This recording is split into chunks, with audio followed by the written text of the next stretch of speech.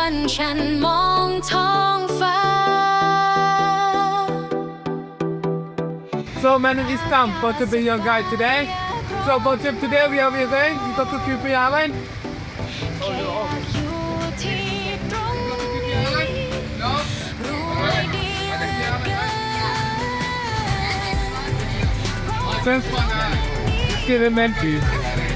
ไม่อยากมีเวลาที่เหนื่อยใจไม่ต้องคิดอะไรให้ปวดหัวคิดแค่เรื่องเดียวแค่สุขใจแล้วทิ้งปัญหาที่น่าเบื่อไม่อยากให้เธอมัวแต่เศร้าใจฉันแค่มีความสุขที่มีเธอไม่อยากให้คิดเรื่องอื่นเลย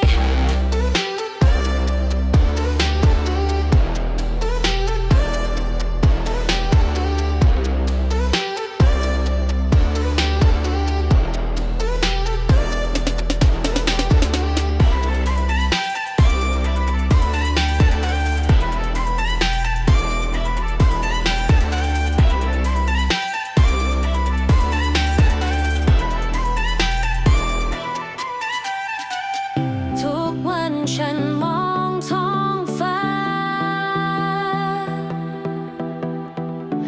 อากาศสบายอยากร้องว่าแค่อยากอยู่ที่ตรงนี้รู้ไม่ดีเหลือเกินเรามาสนุกกันดีกว่าไม่อยากมีเวลาที่เหนื่อยใจไม่ต้องคิดอะไรให้ปวดหัวคิดแค่เรื่องเดียวแค่สุขใจแล้วทิ้งปัญหาที่น่าเบื่อไม่อยากให้เธอมัวแต่เศร้าใจฉันแค่มีความสุข What it calls on the side of the island, you have all of this erosion. Years of harsh weather holding up really well. Beautiful, isn't it? These mountains look so unbelievably perfect, they almost look man-made. That's how perfect they look.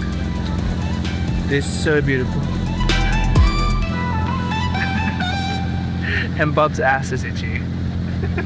ทุกวันฉันมองท้องฟ้าอากาศสบายอยากร้องว่าแค่อยากอยู่ที่ตรงนี้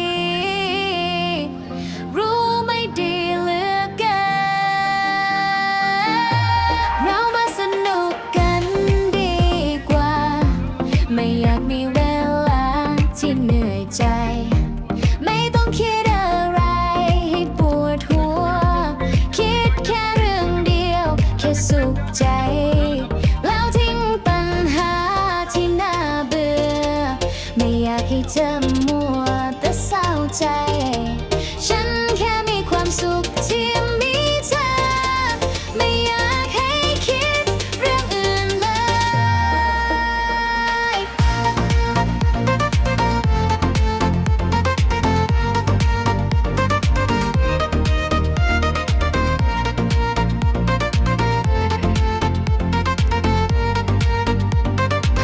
Are you ready?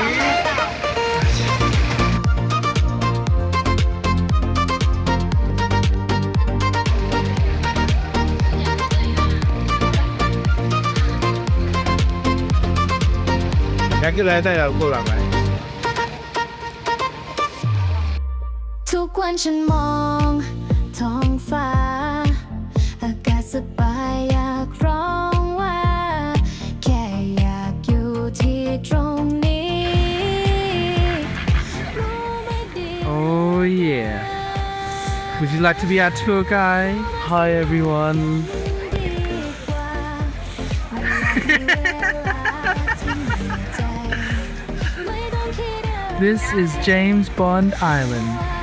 คิดแค่เรื่องเดียวแค่สุขใจแล้วทิ้งปัญหาที่น่าเบื่อ Oh no, I can't do that. I can't do that. Even selfies on here? Huh? Even selfies on here? 원은 그 유효 하니까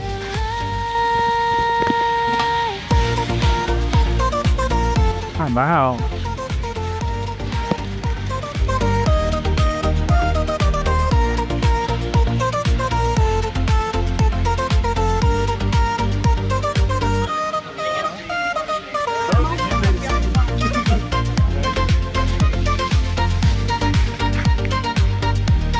Wow.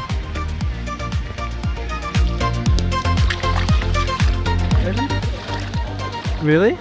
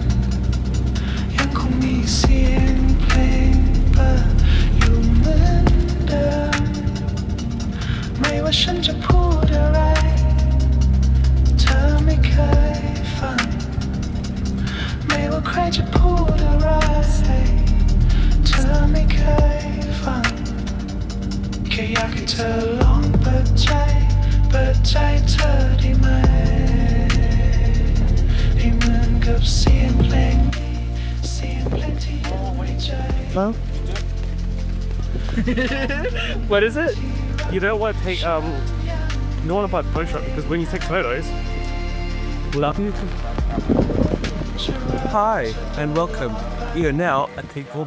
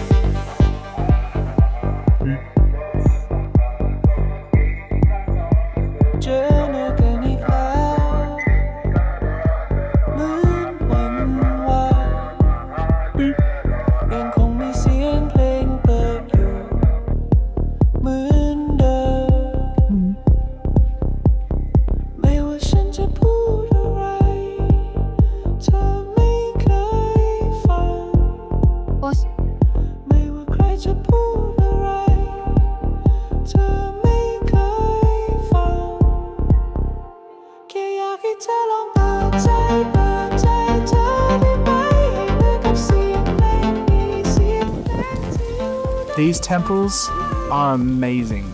Like, seeing them up close and personal, yeah.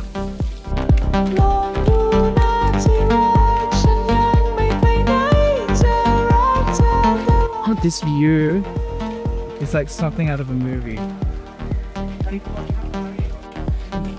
We are currently heading down to the souvenir shop to see if we can buy anything before we have to leave. It's a long trek, but we're here.